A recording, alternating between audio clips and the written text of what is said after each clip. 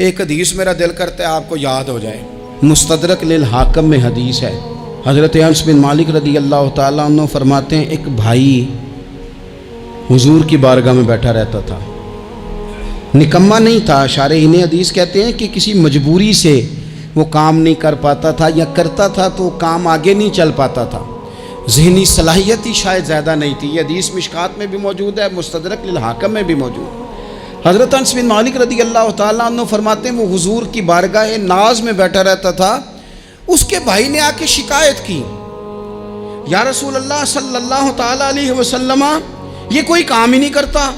کوئی محنت نہیں کرتا، کوئی جدوجہد نہیں کرتا، آگے نہیں بڑھتا،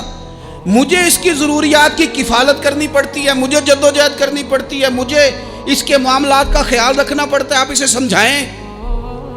تو حضور نے بہت سارے لوگوں کو سمجھایا جو کام نہیں کرتے تھے۔ ہمیں سیاستہ میں وہ حدیث بھی ملتی ہے جس بندے کو نبی پاک صلی اللہ علیہ وسلم نے کہا تھا کہ تیرے پاس جو بھی گھر میں ہے لا، تو وہ پیالہ اور کمبل لائے تھے، حضور نے بیچ کے کہا تھا جا کلاڑا خرید کے لا اور لکڑیاں کاٹ کے تو بیچ کے اپنا اور اپنے گھر والوں کا پیٹ پال۔ یہ ساری باتیں اپنی جگہ پر یہاں نبی پاک نے ایک روحانی مسئلے کا حل بھی بتایا۔ اللہ کے محبوب علیہ السلام سے عرض کی حضور یہ یہیں بیٹھا رہتا ہے اور سارے ہی کام مجھے کرنے پڑتے ہیں۔ حضور نے نظر مبارک اٹھا کے بھائی کی جانب دیکھا جو بھائی کا شکوہ کر رہا تھا، تو قریب محبوب فرمانے لگے ہو سکتا ہے یہ جملے میرے محبوب کے، ان کو کہیں لکھنا، ان کی مٹھاس دیکھو، ان کا حسن دیکھو، اور بھائیوں کی محبت کے بیج جو رسول پاک پیوند لگا رہے ہیں اور جوڑ رہے ہیں، اور جس انداز میں بھائی کو بھائی سے ملا رہے ہیں، اس لہجے کے حسن کی مٹھاس کو بھی ذرا چکھ کے دیکھو۔ حضور فرمانے لگے ہو سکتا ہے رب تمہیں جو رزق دے رہا ہے وہ اسی بھائی کی وجہ سے دے رہا ہے۔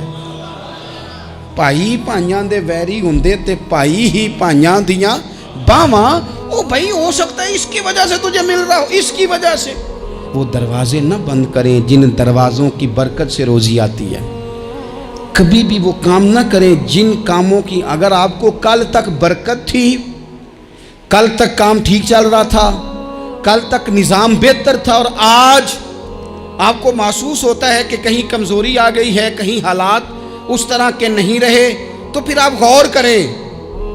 کہیں ایسا تو نہیں کسی غریب کا آپ کے گھر سے رزق جاتا تھا اور آپ نے بند کر دیا، کسی کی مدد ہوتی تھی آپ نے بند کر دی، کسی کے ساتھ شفقت ہوتی تھی آپ نے بند کر دی، کوئی شخص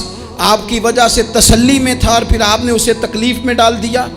اللہ کے محبوب نے فرمایا تمہارے کمزوروں کی وجہ سے تمہیں رزق دیا جاتا ہے، تمہارے ضعیفوں کی وجہ سے تمہیں رزق دیا جاتا ہے۔ تم نے تو ایک بندہ یہ کہہ کے نکال دیا کہ جا تیری تنخواہ میں نہیں دے سکتا، لیکن کیا پتا کہ اس کی تنخواہ کی وجہ سے ہی باقی سارا کچھ بھی آتا ہو، کیا پتا کہ اسی کے سبب سے اللہ انعام فرماتا ہو۔ لہٰذا ان روحانی مسائل کا بھی تھوڑا سا خیال کریں۔